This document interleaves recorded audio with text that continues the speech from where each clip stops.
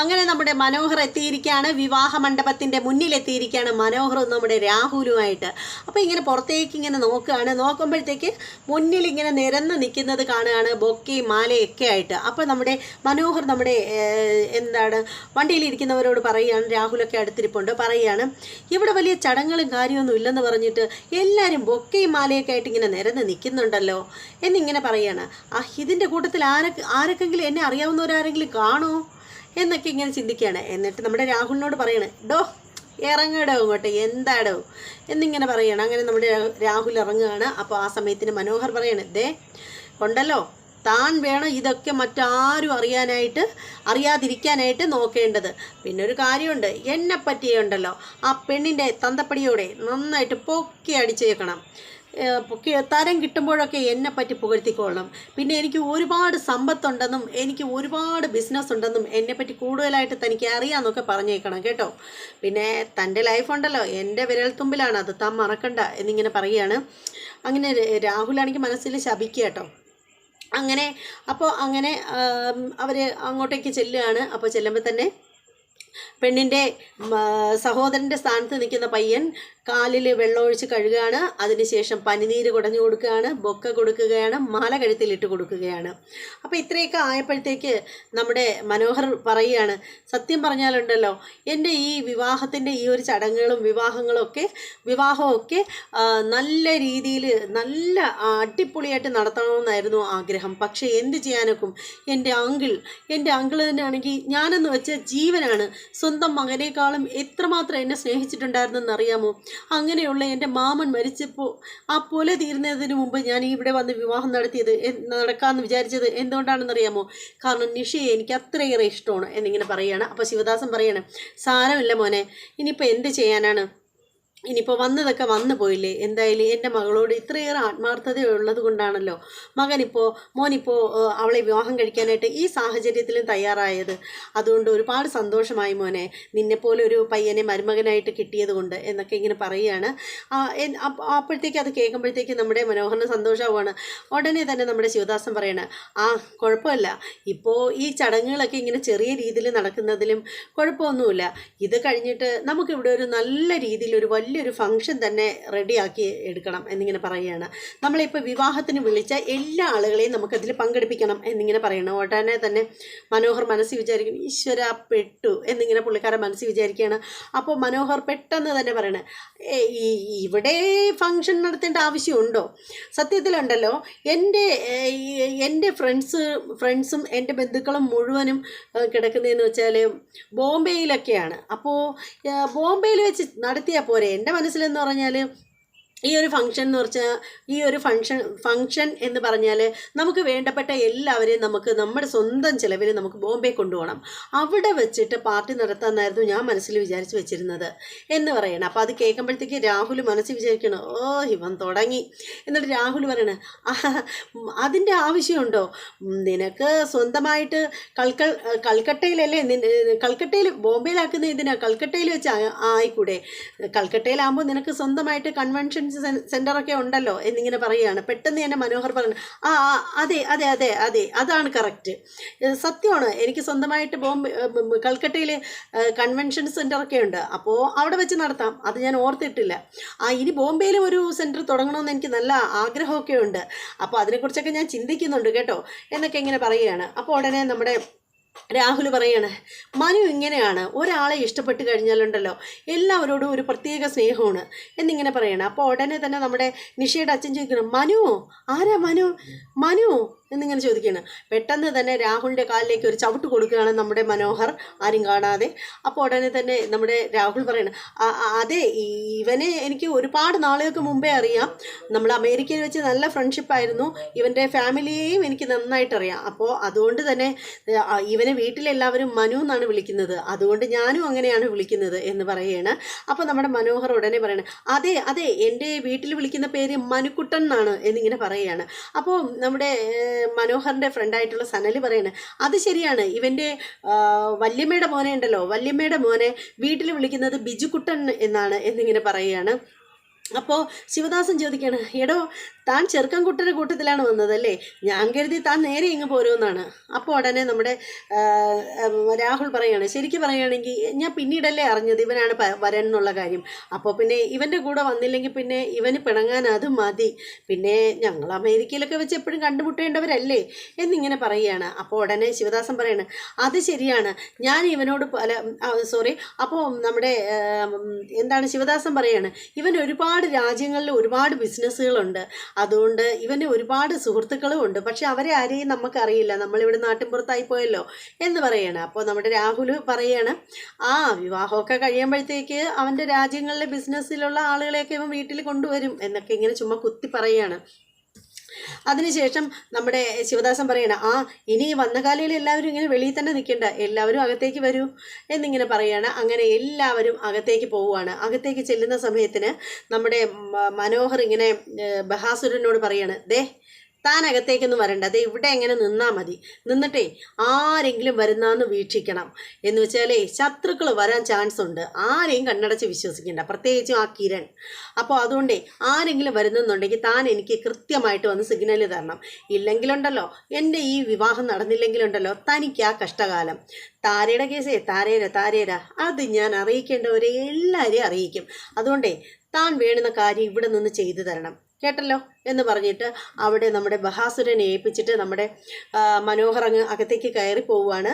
അതേ സമയത്ത് നമ്മുടെ നിഷയുടെ ഫ്രണ്ട്സ് വന്നിട്ട് നിഷയോട് സംസാരിക്കുകയാണ്. നിഷ നന്നായിട്ട് കണ്ണാടിയുടെ മുന്നിൽ ഇരിക്കുകയാണ്, ഒരുങ്ങിക്കൊണ്ടിരിക്കുകയാണ്. പുള്ളിക്കാരത്തി ഒരുങ്ങി അതിസുന്ദരിയായിട്ടിരിക്കുകയാണ്. പക്ഷേ അത് ചെറിയൊരു തിരുത്തുണ്ടെന്ന് വെച്ചാൽ നേരത്തെ നിഷയുടെ ക്യാരക്ടർ ചെയ്ത ആളല്ല, നിഷ മാറിയിട്ടുണ്ട്, പകരം മറ്റൊരാളാണ് നിഷയുടെ ക്യാരക്ടർ ചെയ്യുന്നത്. അപ്പോൾ അങ്ങനെ നമ്മുടെ നിഷയുടെ അടുത്തേക്ക് വരികയാണ്. നമ്മുടെ നിഷയുടെ ഫ്രണ്ട്സൊക്കെ വന്നിട്ട് പറയാണ്, 2 പെൺകുട്ടികളാണ് വന്നിട്ട് പറയാണ്, എടി നിൻ്റെ ആളെ കണ്ടു കേട്ടോ, അതിസുന്ദരനാണ് കേട്ടോ, ഇത്രയും നല്ല പയ്യന്മാരെ ഞങ്ങൾ വേറെ കണ്ടിട്ടേയില്ല, നിനക്ക് എങ്ങനെ ഇയാളെ ഒത്തു എന്നൊക്കെ ചോദിക്കുകയാണ്. അപ്പോഴേക്കും നമ്മുടെ കൂട്ടുകാരി പറയണേ, എടി കണ്ണ് വെക്കരുതേ എന്നിങ്ങനെ പറയുകയാണ്. അപ്പോൾ ഞങ്ങളാരും കണ്ണ് വെക്കുന്നില്ലടിയേ എന്നിങ്ങനെ പറയുന്നു. അപ്പോൾ നിഷയുടെ അമ്മ അങ്ങോട്ടേക്ക് പാഞ്ഞുകൊണ്ട് വരികയാണ്. എന്നിട്ട് നിഷയുടെ അമ്മ പറയാണ്, മോളെ നിങ്ങളൊക്കെ കണ്ടില്ലേ നിഷയുടെ കെട്ടിയവനാവാൻ പോകുന്ന പയ്യനെ, എങ്ങനെയുണ്ട്, നിങ്ങൾക്കൊക്കെ ഇഷ്ടമായോ എന്നിങ്ങനെ ചോദിക്കുകയാണ്. അപ്പോൾ ഫ്രണ്ട്സ് പറയണം, അത് പിന്നെ പറയാനുണ്ടോ ആൻറ്റി, ഇത്രയും നല്ല സുന്ദരനായ ഇത്രയും നല്ല ചെറുപ്പക്കാരനെ ഞങ്ങൾ വേറെ കണ്ടിട്ടില്ല, ഇവളുടെ ഒരു ഭാഗ്യമാണ് എന്ന് പറയണം. അപ്പം നിഷയുടെ അമ്മ പറയുകയാണ്, ശരിയാണ് മോളെ, ഇത്രയും നല്ല ചെറുപ്പക്കാരനെയും വേറെ കണ്ടിട്ടില്ല, എന്തൊരു നല്ല സ്വഭാവം അവൻ്റേത്, താനി തങ്കപ്പെട്ട സ്വഭാവം. ദേ അവൻ്റെ അമ്മാവൻ മരിച്ചിട്ട് പോലും ആ ഒരു ചടങ്ങിൽ പോലും കുളി പോലും കഴിഞ്ഞിട്ടില്ല, എന്നിട്ടും വിവാഹത്തിന് തയ്യാറായത് എന്താണെന്നറിയാമോ, ഇവളോടുള്ള സ്നേഹം കൊണ്ട്. ആ പാവത്തിൻ്റെ അച്ഛനും അമ്മയ്ക്കോ ബന്ധുക്കൾക്കോ ആർക്കും ഇതിലൊന്നും പങ്കെടുക്കാൻ പറ്റിയില്ല, എന്നിട്ടും അവൻ ഇവക്ക് വേണ്ടിയിട്ട് ഈ ഒരു ചടങ്ങ് നടത്താമെന്ന് തീരുമാനിച്ചത്. പിന്നെ മോളെ നിന്നോട് ഞാനൊരു കാര്യം പറഞ്ഞേക്കാം, നിഷയോട് പറയാണ്, നിന്നോട് ഞാനൊരു കാര്യം പറഞ്ഞേക്കാം, പിന്നെ നിൻ്റെ ശരിക്കുള്ള സ്വഭാവമൊന്നും നീ അവിടെ ചെന്നിട്ട് എടുക്കരുത്, അവൻ്റെ വീട്ടുകാരെയൊക്കെ സ്നേഹിച്ച് ഒരു തഞ്ചത്തിന് നിന്നോളണം, അല്ലെങ്കിലേ നിനക്ക് ചിലപ്പം വിഷമിക്കേണ്ടി വരും, അല്ലാതെ നീ അവരെല്ലാവരെയും സ്നേഹിച്ച് നിൽക്കുകയാണെങ്കിലുണ്ടല്ലോ, ഇവനുണ്ടല്ലോ നിന്നെ താറേ വെക്കത്തില്ല, നീ ആയിട്ട് ഇനി നിൻ്റെ ജീവിതം നശിപ്പിക്കല്ലേ മോളെ എന്നിങ്ങനെ പറയുകയാണ്. അപ്പോൾ അത് കേൾക്കുമ്പോഴത്തേക്ക് നിഷയുടെ ഫ്രണ്ട്സൊക്കെ പറയുകയാണ്, അതെ ആൻറ്റി, ഇവളുടെ സ്വഭാവം ഇവൾ മാറ്റിയാൽ ഇവൾക്ക് ഏറ്റവും നല്ലതാണ്. കോളേജിൽ പഠിക്കുന്ന സമയത്തുണ്ടല്ലോ നമ്മൾ ഒന്ന് പറഞ്ഞാൽ 10 തിരിച്ച് പറയും, അതാ ഇവളുടെ സ്വഭാവം എന്ന് പറയണം. അപ്പം നിഷയുടെ അമ്മ പറയണം, അതെനിക്ക് നന്നായിട്ട് അറിയാമല്ലോ, അതുകൊണ്ടാണ് ഈ ഉപദേശം ഞാൻ അവൾക്ക് കൊടുത്തത്, വിവാഹം കഴിഞ്ഞ് കഴിഞ്ഞാൽ ചിലപ്പോൾ ഉപദേശം കൊടുക്കാൻ സമയം കിട്ടിയില്ലെങ്കിലോ എന്നിങ്ങനെ പറയുകയാണ്. അപ്പോൾ അത് കേൾക്കുമ്പോഴത്തേക്ക് നമ്മുടെ നിഷ പറയണ, അമ്മേ അതൊക്കെ ഇനി ഞാൻ നോക്കി കണ്ടുമൊക്കെ നിന്നോളാം എന്നിങ്ങനെ പറയുകയാണ്. അപ്പോൾ പിന്നീടെന്ന് വെച്ചാൽ നമ്മുടെ മനോഹറിനെയാണ് കാണിക്കുന്നത്. മനോഹറും കൂട്ടുകാരും കൂടി ഒരിടത്തേക്ക് മാറി നിൽക്കുകയാണ്. എന്നിട്ട് അവരുടെ സംസാരമാണ്. അപ്പം മനോഹറിൻ്റെ കൂട്ടുകാരനായ സനൽ പറയുകയാണ്, എടാ മനോ ശരിക്കും പറയുകയാണെങ്കിൽ നിൻ്റെ വിവാഹം ഉണ്ടല്ലോ, സാധാരണ നീ വർഷത്തിൽ ഒരു വിവാഹമെങ്കിലും നീ നടത്തുന്നതാണല്ലോ. സരയൂ എന്ന് പറയുന്ന ഒരുത്തി നിൻ്റെ തലയിലായതിനു ശേഷം പിന്നെ ഇതുവരെ നിനക്ക് വിവാഹം കഴിക്കാൻ പറ്റിയിട്ടേയില്ല. എന്താടാ ഇത്? അത് കാരണം നമ്മളുടെയൊക്കെ കയ്യിൽ ഇതൊന്നും ഇല്ലാതായി. അത് കാരണം നീ വിവാഹം കഴിക്കുമ്പോൾ കിട്ടുന്ന സ്വർണവും പണവും ഒക്കെ കൊണ്ടല്ലേ നമ്മൾ അടിച്ച് പൊളിച്ച് ലാവിഷായിട്ട് ജീവിച്ചുകൊണ്ടിരുന്നത്. ഇപ്പം സരയു ജീവിതത്തിലേക്ക് വന്നത് കാരണം ഒന്നും നടന്നില്ല എന്ന് പറയണം. അപ്പം മനോഹർ പറയണം, അത് ശരിയാണ് നീ പറഞ്ഞത്, ഇതൊന്നും എൻ്റെ തെറ്റുകൊണ്ടല്ലല്ലോ, ഞാൻ പരമാവധി അവളെ ഒഴിവാക്കാൻ നോക്കിയിട്ട് ഒരു രക്ഷയില്ല. പക്ഷേ എല്ലായിടത്തും ഞാനാണെങ്കിൽ എങ്ങനെയെങ്കിലുമൊക്കെ ഒരു കുഞ്ഞിനെയൊക്കെ ആക്കിയിട്ട് ഞാൻ ഓടിപ്പോകുന്നതാണ്. പക്ഷേ ഇവിടെ കിരൺ എന്ന് പറയുന്ന ഒരുത്തൻ തൊട്ടയലത്ത് താമസത്തിന് വന്നിട്ടുണ്ട്. അത് മറ്റാരും അല്ലല്ലോ, അവളുടെ സ്വന്തം അങ്കിളിൻ്റെ മോനാണ്, ആൻറ്റിയുടെ മോനാണ്. അപ്പോൾ അത് കാരണം ഉണ്ടല്ലോ, അവനാളൊരു ജിമ്മനാണ്. അവൻ്റെ കയ്യിൽ നിന്ന് ഒരുപാട് എനിക്ക് കിട്ടിയിട്ടുണ്ട്. അത് കാരണമാണ് എനിക്ക് അവിടെ നിന്ന് പോകാൻ പറ്റാതായിപ്പോയത്. അല്ലെങ്കിൽ ഞാൻ നൈസിനങ്ങ് ഊരിപ്പോയാനെ. പിന്നെ ഞാൻ പല കേസുകളെയും സെറ്റാക്കി വെച്ചിരുന്നതാണ്. ഡോണ എന്ന് പറഞ്ഞ ഒരുത്തിയും അതുപോലെ വേറൊരു തീരെയും കൂടെ പേര് പറയുന്നത് ഡോണയും, പിന്നെ ആരാ ഡോണയുടെയൊക്കെ കാര്യം, പിന്നെ വേറൊരു പെൺകുട്ടിയുടെയും പേര് പറയുകയാണ്. അവരെയൊക്കെ ഞാൻ സെറ്റാക്കി വെച്ചിരുന്നതാണ്. അപ്പോഴാണ് ഈ കിരണിൻ്റെ ഇടപെടൽ. അത് കാരണം എല്ലാം കുളമായിട്ട് പോയി. അത് കാരണം എനിക്ക് ഒന്നിനും പറ്റാഞ്ഞത്. അതുകൊണ്ടാണ് ഇപ്പോൾ പൈസ ഈ ബുദ്ധിമുട്ട് വന്നത്. പിന്നെ ഇവളെ ഉണ്ടല്ലോ, ഇവളെ വിവാഹം കഴിക്കുന്നതോടുകൂടി എല്ലാം ക്ലിയർ ആയിക്കോളും. ഇനി ഈ സരയുവിനെ ഒഴിയാൻ പറ്റാത്തതിൻ്റെ ആ ബുദ്ധിമുട്ട് ഞാൻ പതുക്കെ കൊണ്ട് മാറ്റിയെടുക്കാൻ പറ്റും. കാരണം കുറച്ചുകൂടി കഴിയുമ്പോഴുണ്ടല്ലോ അമേരിക്കയിൽ പോകണമെന്ന് പറഞ്ഞ് ഞാൻ മുങ്ങും. പിന്നെ അതിനിപ്പുറത്ത് ഇവളുടെ സ്വർണ്ണങ്ങളെല്ലാം അടിച്ചുകൊണ്ട് പോകണം. കാരണം ഇവക്കുണ്ടല്ലോ ഇഷ്ടം പോലെ സ്വർണ്ണം ഇട്ട് കൊടുക്കുക വീട്ടുകാർ. പിന്നെ ബന്ധുക്കളുടെ വക സ്വർണം വേറെയും. അപ്പോൾ ആ സ്വർണ്ണമെല്ലാം ലോക്കറിൽ വെക്കാൻ പോകുന്നു എന്നുള്ള വ്യാജേന ഞാൻ കൊണ്ടുപോയി പണയം വിൽക്കുകയും ചെയ്യും. എന്നിട്ട് ആ പൈസ ഞാൻ അങ്ങ് മാറ്റും. പിന്നീടുള്ളതെന്ന് വെച്ചാൽ ഇവളെയും കൊണ്ട് എവിടെയെങ്കിലുമൊക്കെ കറങ്ങാനൊക്കെ പോകേണ്ടി വരും ആദ്യം. പക്ഷേ അതിനുള്ള പൈസയ്ക്കുള്ള മാർഗമാണ് ആലോചിക്കുന്നത് എന്ന് പറഞ്ഞിട്ട് ഇങ്ങനെ മനോഹർ പറയണം, അതിന് ഞാനൊരു മാർഗം കണ്ടുവച്ചിട്ടുണ്ട്. സരയു എന്ന് പറയുന്ന ഒരു തീയില്ലേ, എൻ്റെ കെട്ടിയോളായിട്ട് ഇപ്പോൾ അവിടെ കിടക്കുന്ന അവളുടെ ഇഷ്ടം പോലെ സ്വർണ്ണക്കമ്മലുകളുണ്ട്. കമ്മലിൻ്റെ ഒരു ശേഖരം തന്നെയുണ്ട്. അവളുണ്ടല്ലോ ഇങ്ങനെ പുഴു വരിച്ചിരിക്കുന്ന കണക്കാണ് അവളുടെ ജ്വല്ലറി ബോക്സിൽ നിറച്ച് കമ്മലുകൾ വെച്ചിരിക്കുന്നത്. കമ്മലെന്ന് പറഞ്ഞാൽ അവൾക്കൊരു പ്രാന്താണ്. അപ്പോൾ അതിൽ നിന്ന് 1-2 കമ്മലൊക്കെ എടുത്തുകൊണ്ട് പോയി വിറ്റാലുണ്ടല്ലോ, ഒരു കമ്മൽ തന്നെ 1 പവന് മുകളിലോട്ടുണ്ട്. അതെടുത്ത് 1-2 വിറ്റ് കഴിഞ്ഞാൽ അവളറിയാനൊന്നും പോകുന്നില്ല. കാരണം എന്താണെന്ന് വെച്ചാലേ, അവൾ എവിടെയെങ്കിലും പോകാൻ നേരത്ത് മാത്രമാണ് ആ ബോക്സ് തുറന്ന് നോക്കുന്നത്. അത് കണ്ടില്ല ഇത് കണ്ടില്ല എന്ന് പറയുമായിരിക്കും. എന്തായാലും ഞാൻ അടിച്ചു മാറ്റും എന്നുള്ള കാര്യത്തിൽ അവൾ ഒരിക്കലും അവളങ്ങനെ വിശ്വസിക്കത്തില്ല, ചിന്തിക്കത്തു കൂടിയില്ല. അതുകൊണ്ട് അത്യാവശ്യം പൈസ ഇല്ലെങ്കിലും എനിക്ക് പിടിച്ചു നിൽക്കാൻ പറ്റും. അപ്പോൾ ഉടനെ തന്നെ നമ്മുടെ സനൽ പറയുകയാണ്, അളിയ നീ കാരണം ഇപ്പോൾ പെട്ടിരിക്കുന്നത് ഞാനും കൂടെയാണ്. കാരണം എന്താണെന്ന് വെച്ചാലേ, നിൻ്റെ 2-3 ഭാര്യമാർക്ക് ഇപ്പോഴും നീ ചിലവിന് കൊടുക്കുന്നുണ്ടല്ലോ. അപ്പോൾ ചിലവിന് കൊടുക്കുന്നുണ്ടല്ലോ, എന്നിട്ട് നീ ആണെങ്കിൽ ആ വഴി ഇപ്പോൾ തിരിഞ്ഞ് നോക്കുന്നത് പോലുമില്ല. ഇപ്പോഴുണ്ടല്ലോ ഈ 3 ഭാര്യമാരെയും കൂടെ ഞാനാണിപ്പോൾ മേയ്ക്കുന്നത് എന്ന് പറയുകയാണ്. അപ്പോൾ എന്നിട്ട് നമ്മുടെ മനോഹറിനോട് പറയണേ, ലിവിൻ ടുഗെദറേ അത് തന്നെയാണ് എന്നിങ്ങനെ പറയണം. അപ്പോൾ മനോഹർ പറയണം, അതെന്തെങ്കിലും ആവട്ടെ, പൈസയൊക്കെ എൻ്റെ കയ്യിൽ വരും, നീ കണ്ടോ. അപ്പോൾ ഉടനെ നമ്മുടെ അവിടെ അഭിനയിക്കാനായിട്ട് കുറച്ച് ആളുകളെ കൊണ്ടുവന്നിട്ടുണ്ടായിരുന്നു, ബന്ധുക്കളാണ് എന്നൊക്കെ പറഞ്ഞിട്ട്.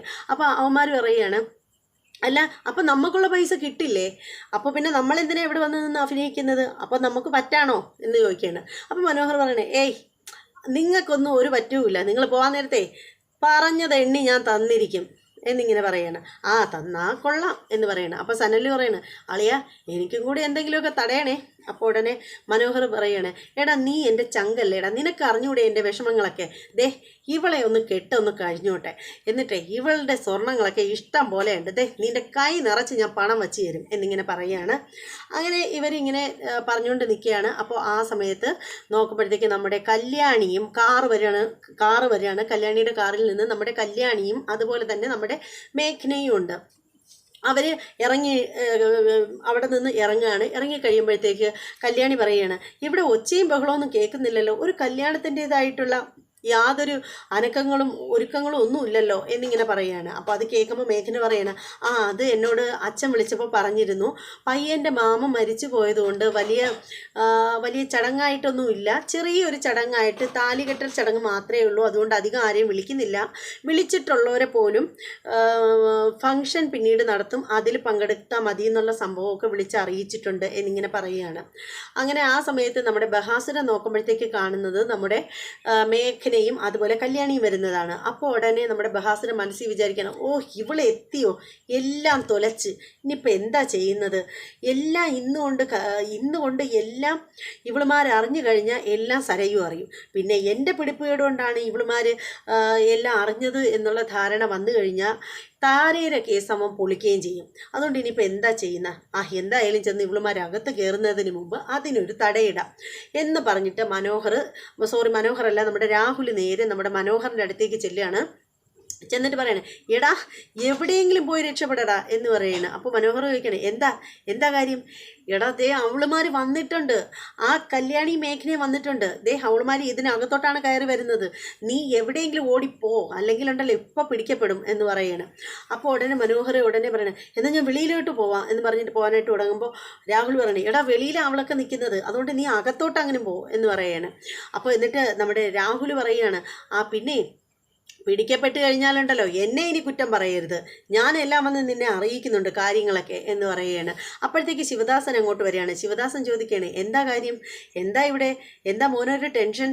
അപ്പോൾ ഉടനെ നമ്മുടെ രാഹുൽ പറയണ, അത് അവന് ടെൻഷൻ, വിവാഹത്തിൻ്റെ മുഹൂർത്തമായപ്പോൾ അവന് നല്ല ടെൻഷനുണ്ട്, പിന്നെ അവന് ടോയ്ലറ്റിൽ പോകണം. അപ്പോൾ ഉടനെ നമ്മുടെ ശിവദാസൻ പറയണ, മോനെ പുറത്താണെങ്കിൽ നല്ല ടോയ്ലറ്റാണ്, നീ പുറത്ത് പോ, അകത്തുള്ളതിനേക്കാളും നല്ല ടോയ്ലറ്റ് പുറത്താണ്. അപ്പോൾ ഉടനെ തന്നെ നമ്മുടെ മനോഹറിന് എന്ത് ചെയ്യണമെന്ന് അറിയാതെ നിൽക്കണം. അപ്പോൾ രാഹുൽ പറയണ, ഇനി പുറത്തേക്കൊന്നും പോവണ്ട, ഇനി വരൻ വന്നിട്ട് പുറത്തേക്ക് ഇറങ്ങി പോവുകയാണെങ്കിൽ ആരെങ്കിലും കണ്ട അതൊരു മോശം, നീ അകത്തേക്ക് പോയാൽ മതിയടാ എന്നിങ്ങനെ പറയണം. അപ്പോൾ ഉടനെ തന്നെ നമ്മുടെ മനോഹർ ടോയ്ലറ്റിലേക്ക് പോവുകയാണ്. അകത്തെ ടോയ്ലറ്റ് തിരക്കി അകത്തേക്ക് ഓടുകയാണ്. അപ്പോൾ ആ സമയത്തിന് ബഹാസുരൻ പറയണേ, ഇനിയിപ്പോൾ എന്താ ചെയ്യുന്നത്, ഇവളുമാരെ അവിടെ നിന്ന് പറഞ്ഞു വിടാനും ഒരു വഴിയില്ലല്ലോ, ഇനിയിപ്പോൾ എന്താ ചെയ്യുന്നത്, ശിവദാസനോട് കാര്യം പറയാം. അങ്ങനെ തന്നെ നമ്മുടെ ശിവദാസനോട് നമ്മുടെ രാഹുൽ പറയാണ്, എടോ ദേ വന്നിട്ടുണ്ട് അവളുമാർ. അപ്പോൾ ചോദിക്കുകയാണ് ശിവദാസൻ, ആരുടെ കാര്യമാണോ താൻ പറയുന്നത്? എടോ തൻ്റെ മകളിൽ ഓടിപ്പോയ ഒരുത്തി, അവളും ഉണ്ട്, പിന്നെ കല്യാണി എന്ന് പറയുന്ന ഒരുത്തിയില്ലേ, അവളുടെ വീട്ടിലാണ് തൻ്റെ മോള് ഓടിപ്പോയത്, അത് നമ്മുടെ അയൽക്കാരാണ്, അവിടെ നിന്ന് ഈ കല്യാണിയും അതുപോലെ തന്നെ തൻ്റെ മോളും വന്നിട്ടുണ്ട് എന്ന് പറയുകയാണ്. അപ്പോൾ ശിവദാസന് ഭയങ്കര സന്തോഷമാണ്. ശിവദാസൻ പറയണ, എന്നാൽ എൻ്റെ മോള് വന്നോ, എനിക്ക് സന്തോഷമായി, എത്രയാണെങ്കിലും അവളുടെ അനിയത്തിയുടെ വിവാഹമല്ലേ, അവളൊന്ന് വരണമെന്ന് എനിക്ക് ആഗ്രഹം ഉണ്ടായിരുന്നു, എന്തായാലും അതിസന്തോഷമുണ്ട് എന്നിങ്ങനെ പറയുകയാണ്.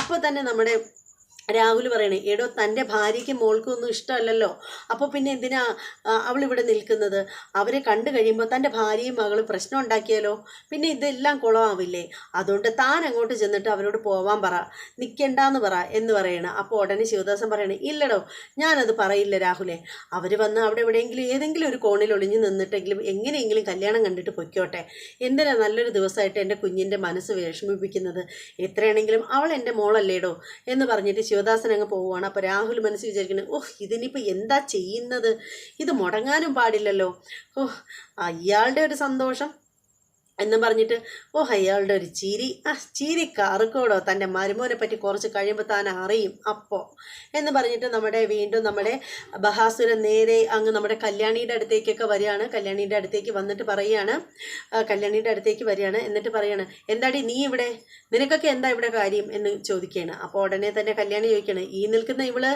ആരാണെന്ന് നിങ്ങൾക്കറിയാമോ, ഇവിടുത്തെ വിവാഹം കഴിക്കുന്ന പെൺകുട്ടിയുടെ ആരാണെന്ന് നിങ്ങൾക്കറിയാമോ എന്ന് ചോദിക്കുകയാണ്. അറിയാനെന്താ, എനിക്കറിയാം, അന്ന് നമ്മുടെ വീട്ടിൽ ശിവദാസൻ കല്യാണം പറയാൻ വന്നിട്ടേ നിൻ്റെ വീട്ടിൽ വന്നിട്ട് ഇവളെ കണ്ട് നന്നായിട്ട് കണ്ണ് പൊട്ടുന്ന ചീത്ത പറഞ്ഞിട്ടാ പോയെന്നുള്ളത് ഞങ്ങൾ കണ്ടതാണ്, പിന്നെ എന്തിനാടി ഇവള് വന്നത്, ഇവിടെ ആ വിവാഹം കഴിക്കുന്ന പെൺകുട്ടിയും അതിൻ്റെ അമ്മയും ഒക്കെ നല്ല സന്തോഷത്തിലാണ്, നിന്നെ കണ്ടു കഴിഞ്ഞാലുണ്ടല്ലോ അവരുടെ ഉള്ള മൂടും കൂടി പോവും, പിന്നെ എന്തിനാണ് ഒരു നല്ലൊരു കല്യാണം അലിമ്പിക്കളയാതെ നീ പോ, നീ ഇവളെയും വിളിച്ചോണ്ട് പോകുന്നുണ്ടോ എന്നിങ്ങനെ കല്യാണിയോട് ചോദിക്കുകയാണ്. അതിനുശേഷം നമ്മുടെ ബഹാസുരൻ പറയാണ്, ഈ കല്യാണത്തിനാണെങ്കിൽ ഇവരധികം ആളുകളെ ഒന്നും വിളിച്ചിട്ടില്ല, അത്യാവശ്യമുള്ള കുറച്ച് പേര് മാത്രമേ ഉള്ളൂ, അപ്പോൾ പിന്നെ അതിലൊരു അധികപ്പറ്റായിട്ട് നിങ്ങൾ രണ്ടുപേരും വേണ്ട. അപ്പോൾ ഉടനെ നമ്മുടെ കല്യാണി പറയുകയാണ്, അങ്ങനെയാണെങ്കിൽ പിന്നെ നിങ്ങളെന്തിനാണ് ഇവിടേക്ക് വന്നത്, നിങ്ങളിവിടെ അത്യാവശ്യപ്പെട്ട ആരെങ്കിലും ആണോ? അപ്പോൾ ഉടനെ ബഹാസുരൻ പറയണ, അതെ എൻ്റെ മോളുടെ കല്യാണത്തിനുണ്ടല്ലോ ശിവദാസനും കുടുംബവും 2 ദിവസം മുമ്പേ അത്രയും സ്നേഹത്തോടു കൂടിയാണ് അവിടെ വന്നത്, ആ രീതിയിലാണ് സഹകരിച്ചത്, അതുകൊണ്ട് പിന്നെ ശിവദാസൻ്റെ ഒരു മോളുടെ കാര്യം എന്നോട് പറയുമ്പോൾ എനിക്ക് വരാതെ പറ്റില്ലല്ലോ, അതുപോലെ അല്ലല്ലോ നിങ്ങൾ, എന്താ ഇവളെ അപ്പോൾ ഉടനെ കല്യാണി പറയണേ, ഇവളെ വിവാഹം കഴിക്കുന്ന പെൺകുട്ടിയുടെ ചേച്ചിയാണ്, ഇവക്ക് വരാം ഇവിടെ, തനിക്ക് വരാമെങ്കിലേ ഇവക്ക് അതിനേക്കാൾ നേരത്തെ ഇവിടെ വരാം എന്നിങ്ങനെ പറയാണ്.